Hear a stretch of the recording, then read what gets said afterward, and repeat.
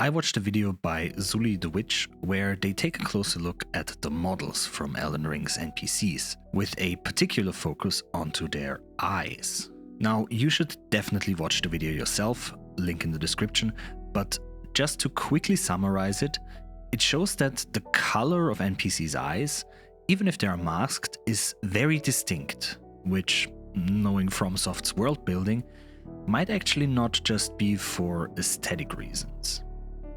Elden Ring's new DLC, The Shadow of the Erdtree, also gives us a lot more symbolism and lore, specifically referring eyes. Which is why in this video I want to take a closer look, no pun intended, at Elden Ring's eyes and speculate about what intentions might hide behind those design decisions. A lot of what I talk about are just speculations, so take everything with a grain of salt. Please feel free to leave me a comment if you think I have missed anything or have a different idea or suggestion. The DLC is still new, there might be some things I haven't found yet, so any heads up and any constructive discourse is very much appreciated. Also beware that there will be most likely spoilers for Elden Ring in this video, including the DLC, so if you want to experience the story for yourself and enjoy looking for secrets, I do too, and I totally understand if you want to stop the video here. If you keep watching and like what you see, don't forget to like the video and subscribe to my channel if you want to stay up to date with any future videos I make.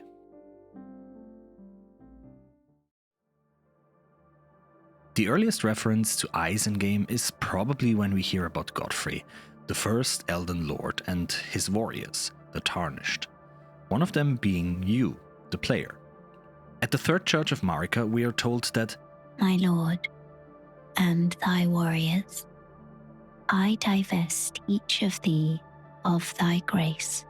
With thine eyes dimmed, ye will be driven from the lands between." Also, the item description for the Elden Lord crown reads, "He led the war against the giants, faced the Stormlord, alone. And then there came a moment, when his last worthy enemy fell. And it was then, as the story is told, that the hue of Lord Godfrey's eyes faded." I have talked about Godfrey before, and that while it is certainly possible that Marika simply took away his grace after he defeated her enemies, I do not think that the situation is that straightforward. I still think that the term "the hue of his eyes faded" holds significance. As we know from the Shadow of the Erdtree DLC, Marika still had enemies after the establishing of the Age of the Erdtree. The events that are described there most likely happened later in the Elden Ring timeline. Some of the reasons suggesting that are that Messmer recognizes you as a Tarnished, so he knows what Tarnished are and that they were already banned and bereft of light. Messmer might also most likely be a child of Radagon due to his hair color, although I think this is never mentioned specifically. There's even some lore that mentions him being an older brother to Radahn, so he might have actually been there before the union of Radagon and Marika. The Hornsent and the Grandam also recognize Marika and the Erdtree as their enemies, so this war must have been fought as the Erdtree already stood as a symbol of the Golden Order, which happened after Godfrey fought the war against the giants. Also, Godfrey did, for some reason, not participate in the Liurnian Wars, which were fought by Radagon, although it is kind of suggested by Miriel that they happened in Godfrey's time. As he says, "However, when Godfrey, first Elden Lord, was hounded from the lands between, Radagon left Rennala to return to the Erdtree capital, becoming Queen Marika's second husband and king consort, taking the title of Second Elden Lord." Which to me means that when Godfrey was exiled, Radagon was already wedded to Rennala. All of that considered, I do believe that something else happened with Godfrey, that he maybe became disillusioned with what he was doing. I mean, we see what Marika ends up doing in the Shadowlands in the name of the Golden Order. Godfrey is very much inspired by the legend of King Arthur. We see the iconical round table for his knights, and similar to the Arthur in Geoffrey of Mormont's narrative Historia Regum Britanniae, which is supposedly one of the first fictional works featuring the archetypal king, Godfrey fought a series of wars to establish an empire. However, in Arthur's case, something happened to his homeland while he was out on conquest, in form of Mordred, who took control and led the lands into ruin. The events following led to Arthur being mortally wounded and taken to the mysterious Isle of Avalon, where he lies to recover, supposedly to return to Britain at some point like a messiah figure, which is very similar to Godfrey, who returns to the Lands Between after the shattering of the Elden Ring. While this doesn't have to mean anything, obviously FromSoft deviates from their source material, it is interesting to keep this in mind when thinking about Godfrey's intentions, and the gold fading from his eyes maybe being a reference to his devotion. Maybe Marika became his metaphorical Mordred. Maybe in his eyes she changed from someone doing good in the world to someone damaging it. It could also be that what causes Godfrey's disillusionment would be Marika's treatment of their sons, Morgoth and Mohg. We know that they have been born Omen, with aspects of the Crucible, something that, at least to Godfrey, did not seem to be a big deal. He was leading knights using those aspects in battle. But the Golden Order seemed to shun those who were born Omen. Specifically, the Golden Order shunned them, meaning Marika. If you follow the videos by Zully the Witch, you might know that Omen still have gold in their eyes, so they probably have grace bestowed upon them. Now, gold is closer tied to Marika than the Greater Will, but still, we know they both can influence the power of the Elden Ring to some extent, but this might be a hint that the Greater Will probably doesn't mind about those things either. The power of the Greater Will is not necessarily tied to what we might call humans, anyway. The Remembrance of the Dragon Lord reads, "The Dragon Lord whose seat lies at the heart of the storm beyond time is said to have been Elden Lord in the age before the Erdtree." The first time we really see Godfrey, we are actually shown a very gentle side of this bloodthirsty warrior, saying his last goodbye to his son Morgoth, which to me suggests that he actually had a very close and even loving relationship with him. However, this is just some thoughts. Let me know in the comments what you think.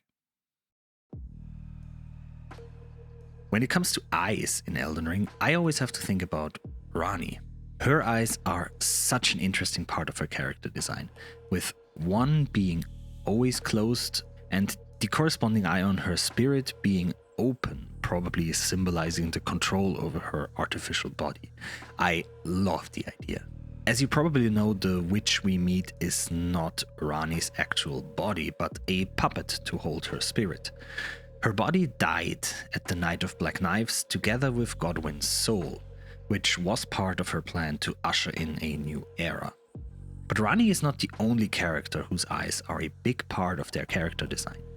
Melina famously bears a similar mark to Ranni around an eye that is almost always closed, until one scene where you can see it bursting in a different color.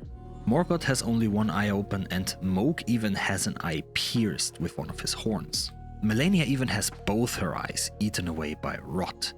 My first thought was that this lack of eyesight was somehow symbolic for the demigods, which would be strengthened by Miquella, who we see in the DLC, and who always seems to keep his eyes closed, and Mesmer, who has but one artificial eye. However, this theory is invalidated by the brothers Radahn and Rykard, who both have two perfectly fine, completely intact eyes. I'm even having a hard time connecting skepticism towards the Golden Order with missing sight, since Rykard is probably the one most openly revolting against the Golden Order. Miquella and Ranni did too, but far more covert. In another FromSoft game, Bloodborne, eyes were a symbol for insight, the ability to better understand and see the more eldritch aspects of the world. The closest thing to which in Elden Ring would be the Outer Gods, or the Greater Will. And I kind of like the idea if the connection between a demigod and their god might be symbolized through the eyes, but no matter how I twist it, there is always something that doesn't make sense. I guess in the end the eyes might either be just design decisions or hold different significance for each character. Let me know if you have a better idea. While the gods in Elden Ring might not have a direct visual influence on the demigods, their influence can be seen on many other characters in the lands between. As Zully pointed out, with a few exceptions, most NPCs have eye colors that depict their alignment to some specific faction. People from Liurnia have primarily blue eyes, Bloody Fingers have red eyes, and most other people from the lands between have golden eyes, with the exception of the Tarnished. The DLC goes a step further and introduces the idea that people can directly be affected via their eyes.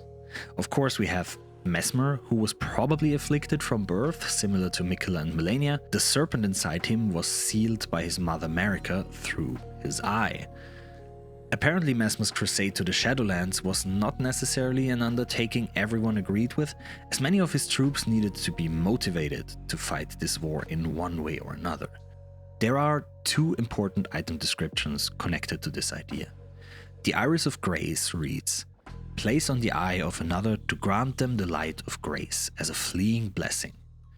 In the realm of Shadow, this artifice was employed by the priests of the Erdtree to quell the fears of their flock to magnificent effect. And the Iris of Occultation reads, "An iris that is as dark as night. Place on the eye of another to deny them light in all its forms." In the realm of Shadow, this artifice was employed by the priests of the Erdtree to intensify the fear of their flock to magnificent effect.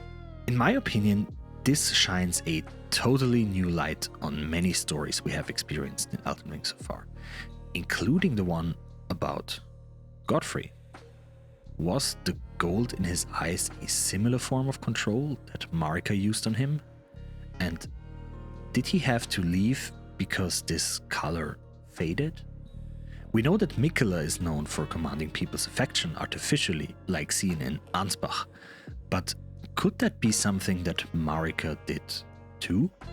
We still don't know much about how she ascended to godhood, or even what her goals and motivations are. We do know, however, that she was ruthless and had a very dark side to her. A side that might even be symbolized by the dark Skadu tree? Who knows? The DLC is still young and there is still much to find out, and I'm still looking forward to what else we might discover. There is, however, one more prominent depiction of eyes in Elden Ring's symbology, and it is a worrying, dark path these images lead to. When you reach Liurnia in the base game, you might run across an almost blind woman called Hyetta, who is looking for grapes, which help her to see the light. As you help her find those grapes, you arrive at the revolting conclusion that those grapes she eats are actually eyes. As it turns out, Hyetta was guided by an entity, probably an outer god, called the Flame of Frenzy. This flame is the embodiment of a game mechanic known as madness, which is a status that builds up and outright kills you when it procs. It's one of the most annoying and painstaking things in the game, in my opinion. You can encounter this madness in the Frenzy Flame Village, where sages keep up a flame on a tower that inflicts madness, but only when you look at it. Madness enters you via your eyes, and the best way to guard against it is to simply not look at it. In the Abyssal Woods in the DLC area, you can also find enemies that have a weird growth on their head that eerily reminds one of a collection of eyes. Those enemies are also able to inflict madness onto you, and if you have played this area, you know that there is an even bigger madness waiting for you. The Frenzy Flame, however, seems to be generally regarded as evil, not only by the Golden Order, but even by the Shadowlands Tower people. The Abyssal Woods area are among the most remote places in the land, and are guarded by the Tower's Inquisitors. And in the lands between, the people inflicted with madness, as well as the direct envoys of the Frenzy Flame, are literally locked away in the deepest corners of the earth, underneath all the other remnants of sin, pain, and sorrow. It is obvious that both factions have a lot of respect for the danger of frenzy. Hyetta explains that all the sin in the world originally stems from a mistake of the greater will, and the flame of frenzy aims to correct this mistake. Is this why frenzy exists? Does frenzy grow stronger the more sin accumulates in the world? If yes, what Marika did in the Lands of Shadow might even be more troublesome. Now, that's it for today. I hope you liked the video. If you did, please click the like button, subscribe to my channel if you want to stay up to date. You can also follow me on Threads. I post some more spontaneous ideas there.